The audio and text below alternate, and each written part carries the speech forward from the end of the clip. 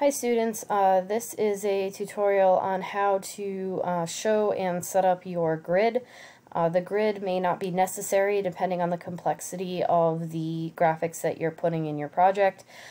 So for this initial lab that we do, it isn't necessary, but I'm going to include it in this list of things anyway, because this is a lot of basic stuff. So I'm going to go ahead and jump into View, and I'm going to scroll down to where it says Show Grid. I'm going to turn that on. Now immediately, as soon as we show the grid, we can see that the way it's set up right now, it kind of doesn't help us with much of anything. So if we look at our main rulers up top and on the side,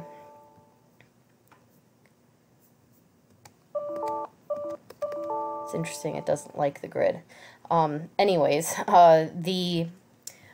the grid lines do not line up with our centimeter ruler, nor our center point here. So we're going to go ahead and take a look into our preferences, and we're going to go to guides and grid. We're going to make some changes here. So the default values for how the spacing of your grid is set up could be kind of anything, so make sure that you want to set it at 1. That will mean that you'll have a nice thick line at each centimeter mark. And then just like with our centimeter ruler, we have 10 increments inside of each centimeter. So we're going to change those subdivisions down to 10.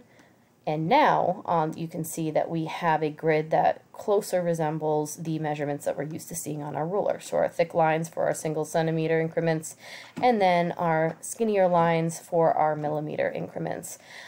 So in the event that you're designing something that's more complex and you really want to line things up in various ways on your design, the grid is an excellent way to help you do that. Now, in order to turn it off, in case you don't need it, we can go back to View and we can click on Hide Grid. So that is that.